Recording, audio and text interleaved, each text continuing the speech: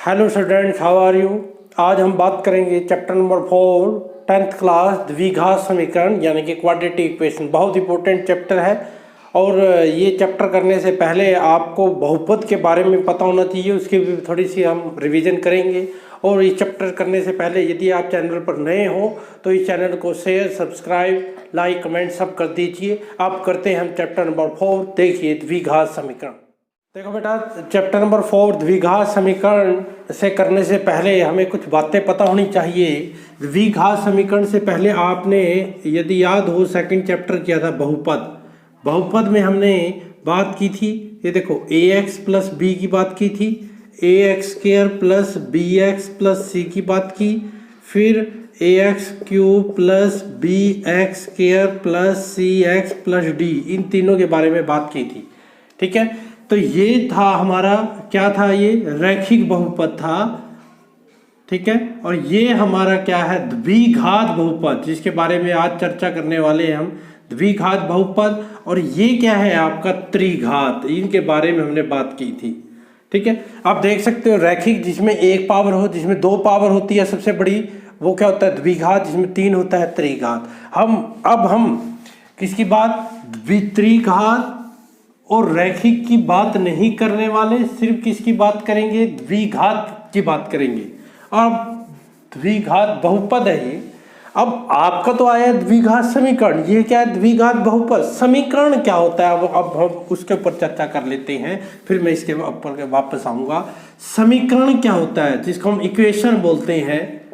समीकरण या इक्वेशन किसे बोलते हैं हम, जब आपका कोई बहुपद किसी टर्म के इक्वल आ जाए, उसे हम क्या बोलते हैं, द्विघात समीकरण बोलते हैं। जैसे कि मान लो 3x स्क्वायर प्लस के 4x प्लस 5, ये क्या है द्विघात बहुपद है, ये इज इक्वल टू 6 आ गया, तो ये क्या बन गया, समीकरण बन गया। हमेशा कोई भी हो, ये तो द्विघात समीकरण की बात है, समीकरण ये तो द्विघात समीकरण की बात है। यदि आप कोई भी लो 2x प्लस 3 5 है, ये आपका क्या है, रैखिक बहुपद है। यदि ये समथिंग 4 क्या आ जाता या समथिंग 0 के इक्वल आ जाता तो वो क्या बन जाता, समीकरण। तो समीकरण के बारे में भी आपको पता चल गया कि समीकरण क्या होता है। अब हम बात कर रहे हैं द्विघात समीकरण। किसकी बात कर रहे हैं हम, द्विघात। ध्यान से समझना बेटा, द्विघात समीकरण। द्विघात समीकरण क्या होता है, इसकी जनरल फॉर्म क्या होती है, ax plus bx plus c is equal to 0। हाँ जी, ये क्या होता है आपका द्विघात समीकरण। जो ये a b और c है, ये आपकी क्या होती है, वास्तविक संख्या होती है, रियल नंबर, वास्तविक संख्याएं। ये वास्तविक संख्या है, यानी कि ABC कुछ भी हो सकता है, 1/2, 1.2, √2, 3, 7, कुछ भी हो सकता है। जो ये x है, ये आपका क्या है, चर है। x क्या है आपका, जो ये x है, ये क्या है आपका चर, यानी कि ये क्या है, वेरिएबल है। वेरिएबल का मतलब, क्योंकि आपने देखा होगा बहुपद में x की वैल्यू जब निकल के आती है, कभी 1 भी आ सकती है, कभी 2 आ सकती है, वेरी करती है, इसलिए इसको वेरिएबल बोलते हैं। तो ये वास्तविक संख्या है, यानी कि रियल नंबर है ये आपके। ठीक है, इसमें एक खास बात और है, ये द्विघात समीकरण, जो ये a है, इसकी वैल्यू 0 के इक्वल नहीं होनी चाहिए। ठीक है, b और c, ये ध्यान रखना, ये जो वास्तविक संख्या मैंने लिया, वास्तविक संख्या है 0, लेकिन a की वैल्यू, बस एक कंडीशन है कि वो 0 के इक्वल नहीं होनी चाहिए। क्योंकि 0 के इक्वल होगी, मान लो a 0 हो गया, 0x स्क्वायर, ये कुछ भी लगा लो, bx प्लस c, तो 0 की जब इससे गुणा करेंगे तो ये क्या हो जाएगा, 0, तो ये क्या बन गया, bx प्लस c, ये तो रैखिक समीकरण बन जाएगा। लेकिन हम तो बात किसकी कर रहे हैं, द्विघात समीकरण की बात कर रहे हैं, तो ये द्विघात समीकरण नहीं होगा। ठीक है, तो ये कौन सा समीकरण होगा आपका, फिर रैखिक हो जाएगा। इसलिए नेसेसरी कंडीशन है कि a की वैल्यू 0 के इक्वल नहीं होनी चाहिए, बाकी कुछ भी हो जाए। यानी कि जैसे मान लो 3x इज इक्वल टू 4 आ जाए, ये भी क्या है आपका द्विघात समीकरण है। 3x स्क्वायर प्लस के 4x इज इक्वल टू 0 आ जाए, ये भी क्या है आपका द्विघात, क्योंकि सबसे बड़ी पावर देखनी है, इसमें भी 2 है, इसमें भी बड़ी पावर 2 है। ठीक है, तो ये भी क्या है आपका द्विघात समीकरण है। ठीक है, आगे 3x square plus 1 is equal to 0 आ जाए, ये भी द्विघात समीकरण है। तो ये सारे क्या है आपके द्विघात समीकरण है।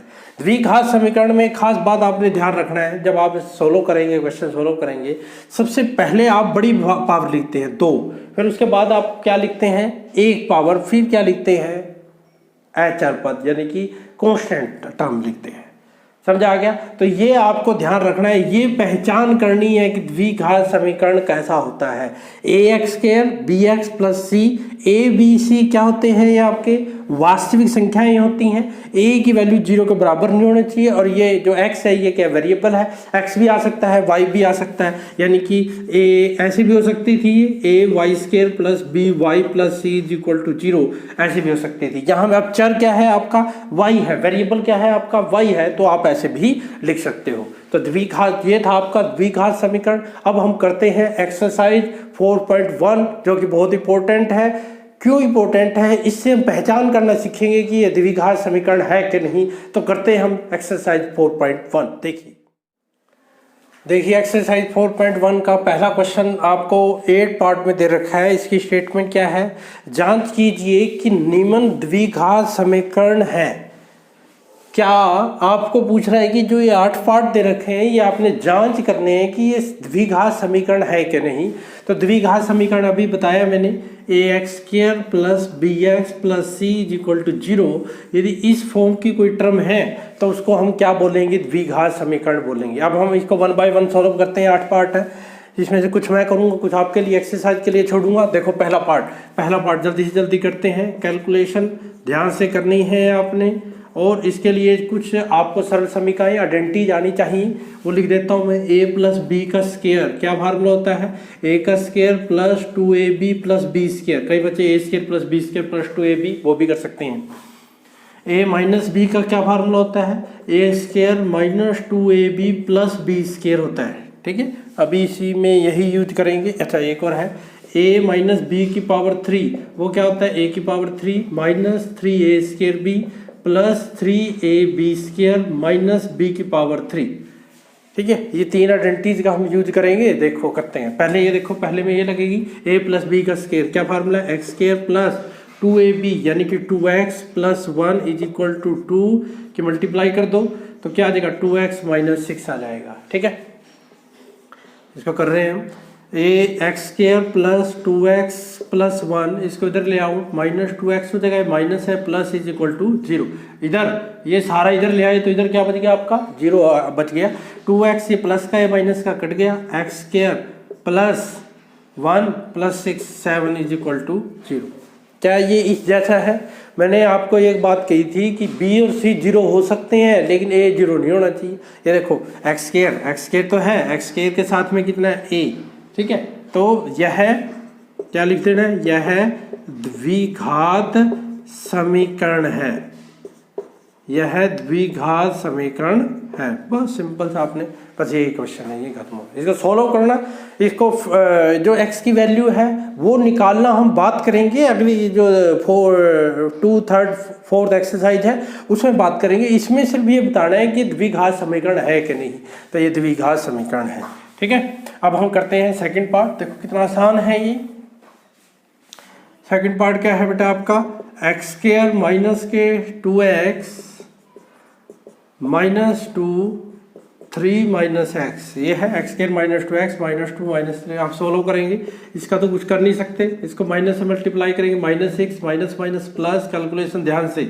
इसको इधर ले आओ, x² माइनस 2x, ये माइनस 6 प्लस हो जाएगा, ये प्लस से इधर जाके माइनस इज इक्वल टू 0। ये इससे फिर कट गया तो सॉरी अब कटेगा नहीं, अब नहीं कटेगा। ये माइनस है, ये भी माइनस है, तो minus 4x plus is equal to 0। तो ये भी है कि नहीं द्विघात समीकरण? तो लिखोगे हाँ यह द्विघात समीकरण है। बस सिंपल, यह द्विघात समीकरण है। समझ गए? अब देखो इसका थर्ड पार्ट, बिल्कुल इजी है आपके क्वेश्चन। देखो इसका थर्ड पार्ट में क्या है बेटा? इसका x minus 2 x plus 1 is equal to x minus 1 x plus 3। इसको ध्यान से करना है, कैलकुलेट करेंगे। x की पहले इससे मल्टीप्लाई, x की x प्लस 1 माइनस 2 की फिर x प्लस 1 से, ऐसे इधर करेंगे। x की किससे करेंगे? x प्लस 1 से, फिर माइनस 1 की भी x प्लस 3 से। ठीक है, ये आइडेंटिटी हम यूज कर रहे हैं। ठीक है, तो मल्टीप्लाई करो एक्स स्क्र एक्स की एक्स से x minus 2 is equal to x square plus x minus 3। ठीक है, मल्टीप्लाई किया मैंने ये। अब ध्यान से देखो एक्स स्क्र यहाँ पर ये क्या हो जाएगा आपका एक्स स्क्र, ये प्लस है ये माइनस है तो माइनस करेंगे, sign minus x minus 2 is equal to x square.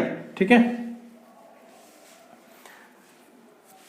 यहाँ पर एक्स स्क्र, यहाँ पर हमने गलती कर दी, यहाँ पर 3 आएगा ना, एक्स की एक्स प्लस 3 है ये, तो एक्स की यहाँ करेंगे तो क्या आ जाएगा 3। कैलकुलेशन कहा है कि ध्यान से करनी है, तो यहाँ क्या आएगा प्लस 2x माइनस 3, इसको इधर ले आओ, x square minus x minus 2, ये माइनस एक्स स्क्र इधर आ गया, ये प्लस है माइनस हो गया, ये माइनस है प्लस हो गया, इज इक्वल टू 0। देखो एक्स स्क्र से एक्स स्क्र कट गया, minus x minus 3x minus 2 plus 3, तो क्या हो जाएगा प्लस 1 इज इक्वल टू 0। यहाँ देखो ये क्या द्विघात समीकरण है भाई, द्विघात समीकरण में एक्स स्क्र होना चाहिए, लेकिन यहाँ तो एक्स स्क्र नहीं है, तो क्या लिखोगे, नहीं यह द्विघात समीकरण नहीं है, द्विघात समीकरण नहीं है, बस आपने ये लिखना है। ठीक है, बिल्कुल सिंपल। अब देखते हैं हम क्वेश्चन नंबर 4 की तरफ। तो फोर्थ पार्ट है, फोर्थ पार्ट देखो ध्यान से, फोर्थ पार्ट में क्या है बेटा, ऐसे ही है बिल्कुल same, x minus 3 2x plus 1 x plus 5 multiply करो, एक्स किससे करेंगे, एक्स की 2x प्लस 1 माइनस 3 की भी 2x प्लस 1 से, एक्स की एक्स स्क्र प्लस के 5x मल्टीप्लाई कर दी। अब इसकी से करो, एक्स की 2x से करेंगे बेटा 2x स्क्र, एक्स की 1 से करेंगे x, इससे करेंगे माइनस 6x, ये माइनस है तो ये भी क्या हो जाएगा minus 3 is equal to x square plus 5x। ठीक है, तो ये क्या आ गया आपका, सॉल्व करो, 2x माइनस के 5x minus 3 x square plus 5x, इसको उठा के इधर ले आओ, x square minus 2x square minus 5x minus 3 minus x square minus 5x, 2x square में से x स्क्र गया, x square minus 5 minus minus, जब दोनों साइन सेम हो तो क्या करते हैं, ऐड करते हैं, ऐड करो माइनस 10x, यहाँ आ गया माइनस 3 इज इक्वल टू 0। देखो पूरा है, द्विघात समीकरण है ये भी, तो लिखोगे हाँ यह द्विघात समीकरण है, हाँ यह द्विघात समीकरण है। देखो कितना आसान क्वेश्चन है। ठीक है, सिंपल सोल्व कर रहा है, कैलकुलेशन किया वो आपने ध्यान से कर लेनी है कैलकुलेशन, फिर आसान है। क्वेश्चन नंबर 5th पार्ट देखते हैं इसका। ठीक है, 5th पार्ट आप खुद कर लेना, ये भी बिल्कुल सेम है। 6th देखो, 6th 5th आप कर लेना खुद। 6th सिंपल मल्टीप्लाई है जैसे आपने इसमें की थी, यहाँ 6th पार्ट में x square plus 3x plus 1 x minus 2 का स्क्वायर ये है। ठीक है, सॉल्व करेंगे, x square plus 3x plus 1, ये ऐसे कैसे, यहाँ आइडेंटिटी कौन सी लगेगी, ये लगेगी a माइनस बी का स्क्वायर, तो क्या होगा एक्स स्क्र माइनस 2ab, यानी कि इनकी करेंगे तो माइनस 4x प्लस 2 का स्क्वायर क्या आएगा 4। ठीक है, x square plus 3x plus 1, अब सभी को इधर ले आओ, minus x square minus plus 4x plus minus 4 is equal to 0। समझा गया। अब देखो ये प्लस का ये माइनस का कट गया, 3x plus 4x 7x 1 minus 3 is equal to 0।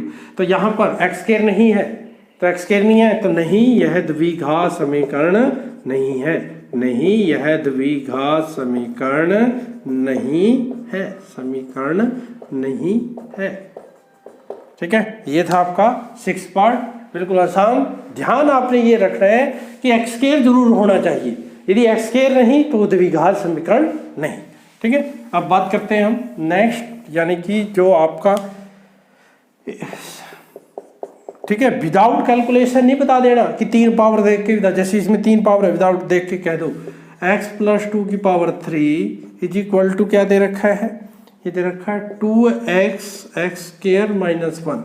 आपसे पूछ रहा है कि बताओ ये द्विघात समीकरण है कि नहीं। देखो कैलकुलेशन करेंगे, इसमें अब कौन सी प्रॉपर्टी लगेगी, ये, अच्छा a प्लस बी का भी लिख देते हैं हम, a प्लस बी का क्या फार्मूला होता है, क्यूब का, a क्यूब प्लस आ जाएगा बस सारी जगह, यहाँ और कोई नहीं चेंज है, 3ab स्क्र प्लस b की पावर 3।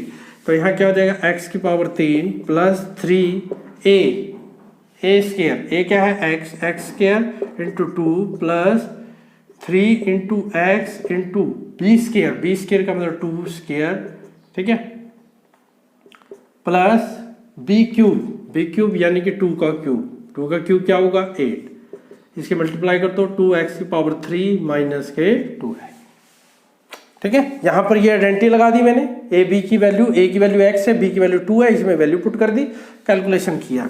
यहाँ देखो x स्क्वायर 3, यहाँ क्या आएगा 6x स्क्वायर, यहाँ क्या आएगा 3, 2 की पावर 2 कितना होगा 4 into 3 12x plus 8 is equal to 2x की पावर, इसको इधर ले आओ, ये प्लस का इधर आके आ जाएगा माइनस का, ये माइनस का इधर आके हो जाएगा प्लस का, सभी को इधर लेके आना है, ठीक है। अब ये माइनस का है 2x क्यूब और ये प्लस का है, तो माइनस होगा, सब्ट्रैक्ट होगा, माइनस का x क्यूब आ जाएगा, 6x square plus 6x square 12x plus 2x कितना हो जाएगा 14x प्लस क्या हो जाएगा 8 इज इक्वल टू 0। अब बताओ क्या द्विघात समीकरण है? बेटा द्विघात समीकरण के लिए मैंने ये कहा था कि सबसे बड़ी घात 2 होनी चाहिए। क्वाड्रेटिक इक्वेशन के लिए सबसे बड़ी घात कितनी होनी चाहिए 2। इसमें तो सबसे बड़ी कितनी है 3 है, तो यह नहीं, यह द्विघात समीकरण नहीं है, द्विघात समीकरण नहीं है। समझा रहा है सभी को? बिल्कुल इजी है। अब करते हैं हम 8 पार्ट। देखो बिल्कुल आसान है 8 पार्ट। देखो लास्ट 8 पार्ट है जो आपका 8 पार्ट में देखो क्या दिया है आपको, x की power 3 minus 4x square minus x plus 1 is equal to x minus 2 की पावर 3। ठीक है, कैलकुलेट करते हैं। ये तो ऐसे कैसे, इसका तो हम कुछ कर नहीं सकते, इसको ऐसे कैसे ऐसे लिखेंगे प्लस। अब क्या हम क्या करेंगे बेटा, ध्यान से देखना है कैलकुलेशन।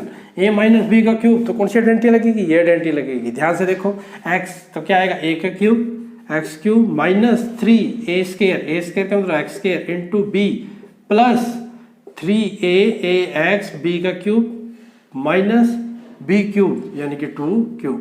ठीक है, तो करते हैं x क्यूब माइनस, ठीक है, 4x square minus x plus 1 x की पावर 3, यहाँ क्या आएगा 6x स्क्वायर, यहाँ क्या आएगा 2 की पावर 2 है, सॉरी 4 मल्टीप्लाई 3 करेंगे 12x माइनस 8। ठीक है, इसको उठा के इधर ले आओ, x की power 3 minus x 4x square minus x plus 1, ये प्लस का इधर आके माइनस का plus 6x square minus 12x plus 8 is equal to 0। एक बात ध्यान रखना, कभी यहाँ देखो कि 3 है तो सीधा कह दो कि ये द्विघात समीकरण नहीं है। नहीं बेटा, पहले इसको सोल्व करना है, सोल्व करने के बाद सिंपल, जब आप उसको कैलकुलेशन नहीं कर सकते उसके बाद बताना है। अब यहाँ देखो, यहाँ प्लस का है, ये माइनस का कट गया। देखो ये माइनस x के 4x स्क्वायर है, ये प्लस का है, तो दोनों में प्लस आएगा। 6 में माइनस 2x स्क्वायर आएगा, माइनस x माइनस के 13x plus 1 plus 8 plus 9 is equal to 0। देखो सबसे बड़ी घात कितनी है 2 है, तो ये क्या हो गया, हाँ यह द्विघात समीकरण है, यह द्विघात समीकरण है, हाँ यह द्विघात समीकरण है। ठीक है, ये थे बेटा पहले के आपके 8 पार्ट, बिल्कुल इजी, कैलकुलेशन करके आपको बताना था कि द्विघात समीकरण नहीं है। अब हम करते हैं सेकंड क्वेश्चन। सेकंड क्वेश्चन क्या है, द्विघात समीकरण की एप्लीकेशंस है, बहुत इंपॉर्टेंट है, इसमें से पेपर में आएगा। मतलब कि ये सम तो नहीं आएंगे क्योंकि इसमें तो हम द्विघात समीकरण देख रहे हैं सिर्फ। जो नेक्स्ट एक्सरसाइजेज में ऐसे ही क्वेश्चन होंगे, बस उनको सोल्व करने के बाद x की वैल्यू निकालना है। तो देखिए, देखो बेटा सेकंड क्वेश्चन की स्टेटमेंट आपकी स्क्रीन पर है। निम्न स्थितियों को द्विघात समीकरणों के रूप में निरूपित कीजिए। मतलब आपने द्विघात समीकरणों के रूप में ही लिखना है, वैल्यू नहीं याद करनी, सिर्फ आपने समीकरणों के रूप में लिखना है। ठीक है, ध्यान से देखो क्या लिखा है आपका। एक आयताकार भूखंड का क्षेत्रफल 528 मीटर स्क्वायर है। क्षेत्र की लंबाई मीटरों में चौड़ाई के दुगुने से एक अधिक है, दुगुने से एक अधिक है। हमें भूखंड की लंबाई और चौड़ाई ज्ञात करनी है। ठीक है बेटा, देखो बेटा क्या कह रहा है, ये आयताकार, मान लो एक आयताकार ये भूखंड है जिसका क्षेत्रफल कितना है 528 मीटर स्क्वायर है, और कह रहा है कि जो लंबाई है, ये लंबाई है, ये कह रहा है चौड़ाई के दुगुने से 1 मीटर। अब देखो 1 मीटर अधिक है। अब ये यहाँ पर एक बात ध्यान देने लायक है कि लंबाई किसके ऊपर डिपेंड है? चौड़ाई के ऊपर। जिसके ऊपर कोई चीज़ डिपेंड हो उसको हम मान लेते हैं कि मान ला कि चौड़ाई कितनी है, x है। अब लंबाई कितनी है? इसके दुगने से, यानी कि दुगने का मतलब 2x से 1 अधिक, ये इसकी x मीटर मान ली, तो इसकी कितनी होगी? 2x + 1 मीटर होगी इसकी लंबाई। ठीक है, ये आपका क्या है? क्षेत्रफल है, इस आयताकार का क्षेत्रफल। तो ये माने, देखो कैसे लिखेंगे।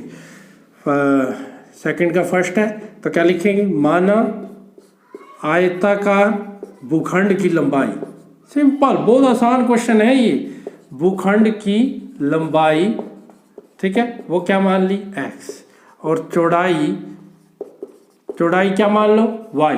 सॉरी, चौड़ाई की तो ये है 2x + 1, ये भी मीटर में है और ये भी मीटर में है। अब क्षेत्रफल क्या होता है भाई? लंबाई गुणा चौड़ाई। लंबाई गुणा चौड़ाई। लंबाई कितनी है आपकी? 2x + 1 और चौड़ाई कितनी है? x। ठीक है, अब प्रश्नानुसार, प्रश्न में क्या दे रखा है आपको? क्या दे रखा है? भूखंड, आयताकार भूखंड का क्षेत्रफल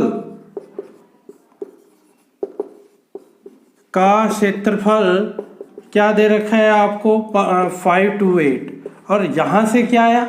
यहाँ से आया 2x + 1 × x = 528। समझ रहे कि नहीं? भूखंड का क्षेत्रफल 528 मीटर स्क्वायर दे रखा है और यहाँ से ये क्षेत्रफल है, ये भी क्षेत्रफल है। इन दोनों क्या हो जाएंगे? बराबर हो जाएंगे, दोनों को एक और रख दिया। इसे सोल्व करो, x की इससे मल्टीप्लाई करेंगे, 2x की x से करेंगे 2x², 1 की x से करेंगे x, इसको इधर ले आओ, -528 = 0। बस खत्म।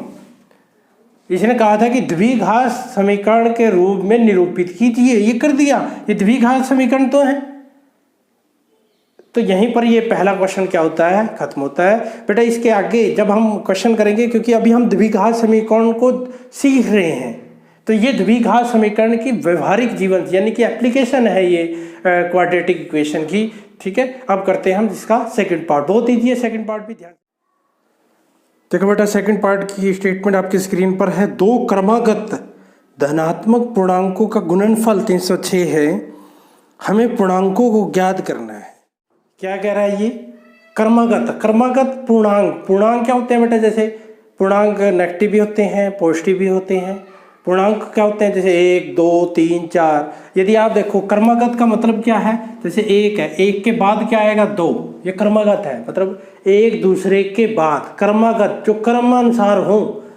जैसे 5 है, 5 के बाद क्या आएगा? 6, -1 के बाद क्या आएगा? 0, 2 के बाद क्या आएगा? 3। तो ये सारे क्या हैं? क्रमागत। इनमें एक खास बात देख रहे होंगे आप। यदि ये 1 है, 1 में 1 जोड़ा 2 आ गया, 5 में 6 जोड़ा, 5 में 1 जोड़ा 6, -1 में जोड़ा 1 0, 2 में 1 जोड़ा 3। यानी कि क्रमागत संख्या कैसे लिखोगे? देखो सेकंड, माना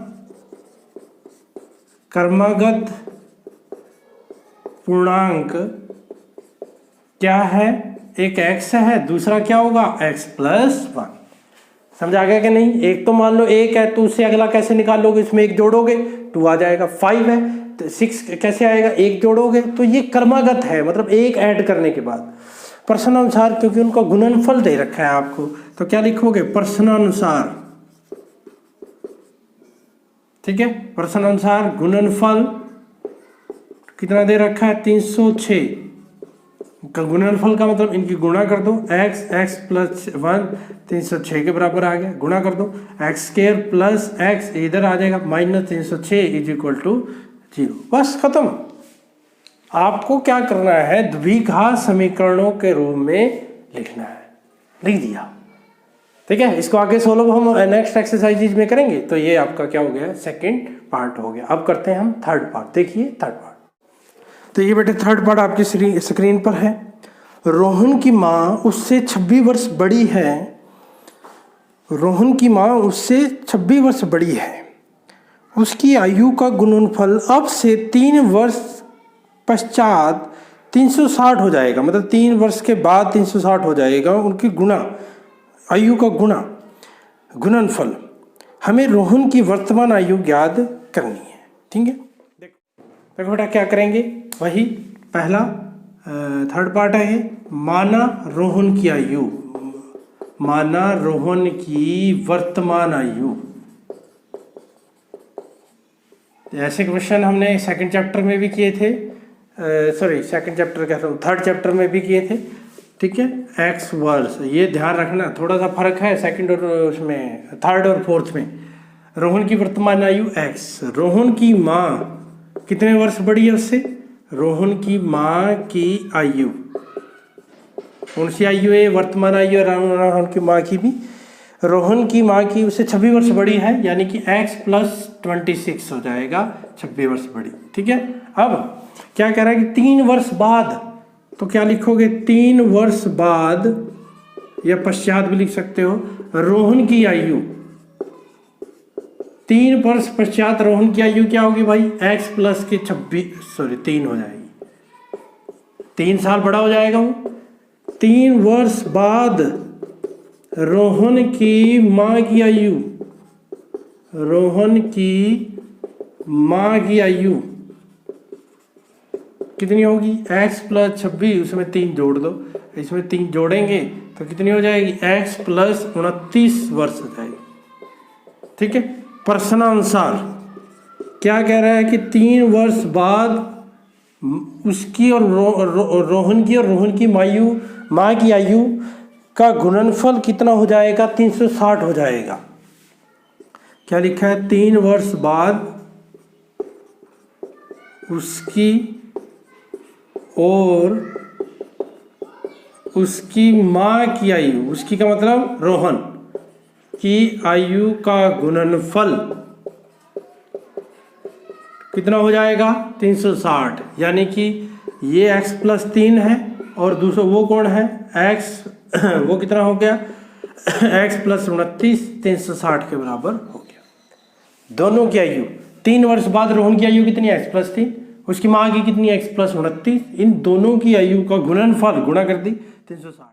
ठीक है बेटा, अब मल्टीप्लाई करेंगे, x की x से की x² प्लस x की 29 से करेंगे 29x प्लस 3 की x से करेंगे 3x, 3 की 29 से करेंगे 87, 360 आएगा। ठीक है, अब यहाँ क्या आएगा, x² प्लस 32x प्लस 87, इसको इधर ले आओ, -360 = 0, तो x², इसको करेंगे तो क्या आएगा, ठीक है, 32x, इसको करेंगे 360 में से 87 घटाएंगे तो क्या आएगा, 372, तो क्या आएगा, -273 = 0।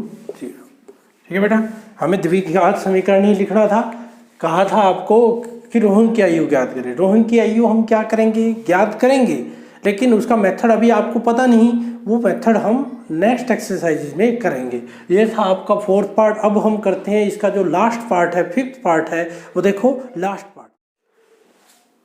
देखो बेटा, क्वेश्चन नंबर 2 के 4th पार्ट की स्टेटमेंट आपके स्क्रीन पर है।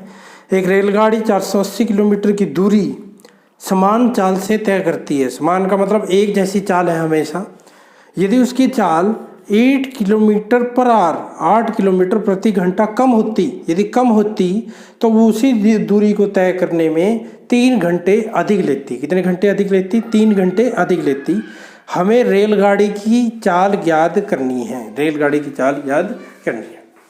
देखो बेटा, कितना आसान क्वेश्चन है। एक आपको फार्मूला पता होगा, चाल का फार्मूला क्या होता है, दूरी बटे समय। ठीक है, यहाँ से समय का क्या फार्मूला हो गया, दूरी बटे चाल। आपको समय दे रखा है कि दोनों में, मतलब पहले वाली चाल, यदि पहले वाली चाल है और यदि 8 किलोमीटर कम कर दें तो कितने डिफरेंस, कितने समय का डिफरेंस आएगा, 3 घंटे का। तो हम दोनों का समय निकाल लेंगे। तो क्या करेंगे, माना रेलगाड़ी की चाल, माना रेलगाड़ी की चाल x किलोमीटर प्रति घंटा मान लिया। ठीक है, और दूरी कितनी है भाई, दूरी इसने दे रखी है आपको 480 किलोमीटर। 480 किलोमीटर है।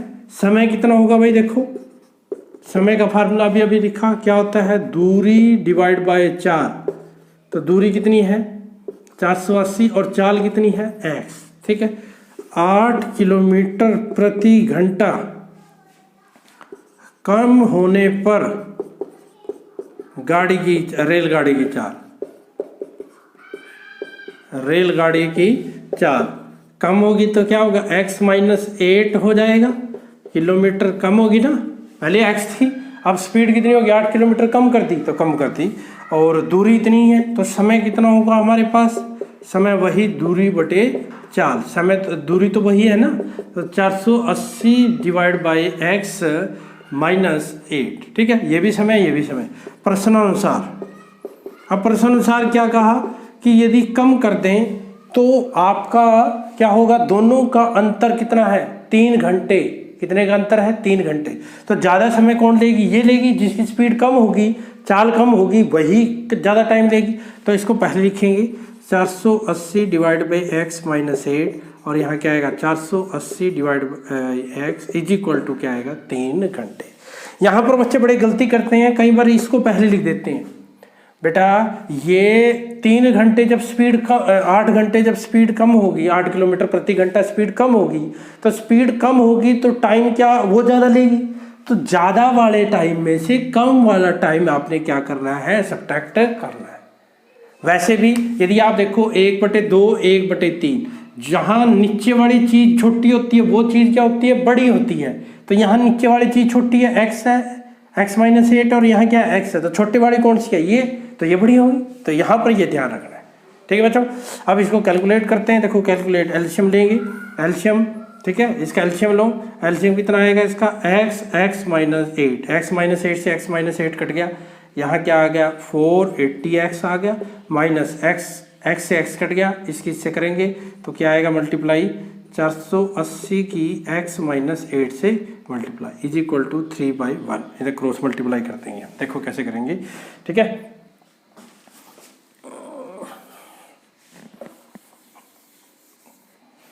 ठीक है बेटा, इसको देखो कैसे करेंगे कैलकुलेट, 480x - 480x मल्टीप्लाई कर रहे हैं, 480 की माइनस प्लस 8 की मल्टीप्लाई करो, 0 64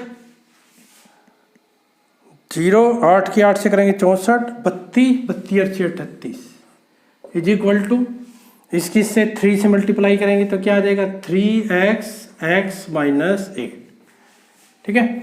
अब 480 कट गया, 3840, इसकी मल्टीप्लाई कर दो, 3x² माइनस के 24x आ जाएगा। और इसको क्या लिख सकते हैं भाई, इसको उधर ले जाओ, यानी कि इधर 0 बच जाएगा, तो 3x² माइनस के 24x माइनस के 3840, या इसको आप क्या लिख सकते हो, इसको 3x² माइनस 24x माइनस 3840 लिख सकते हैं।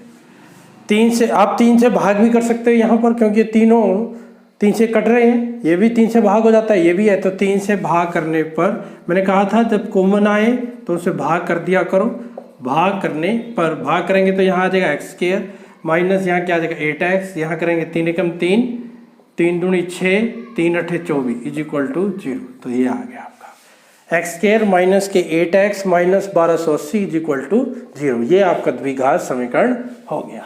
तो ये देखो कितना शांत, ध्यान रखना है, समय निकालना, क्योंकि समय का अंतर दे रखा था हमें, तो इसमें से ये घटाना। यहाँ पर बच्चे बड़ी गलती करते हैं, पहले ये लिख दिए फिर ये लिख देते हैं बाद में, नहीं ऐसा नहीं करना। पहले इसको जो ज़्यादा समय लेगा, जहाँ नीचे वाली टर्म जिसकी छोटी होगी वो बड़ी होगी, तो ये ज़्यादा समय लेगा, ये कम समय लेगा, तो ज़्यादा में से कम समय घटाकर 3 घंटे लिखना है, ठीक है बेटा। ये था आपकी एक्सरसाइज 4.1। आशा है कि आपको सारी समझ आ गई होगी। यदि आपको वीडियो अच्छी लगी, अच्छी तरह समझाई, तो मैक्सिमम दोस्तों के साथ शेयर करें और गणित जगत चैनल को सब्सक्राइब करना मत भूलें।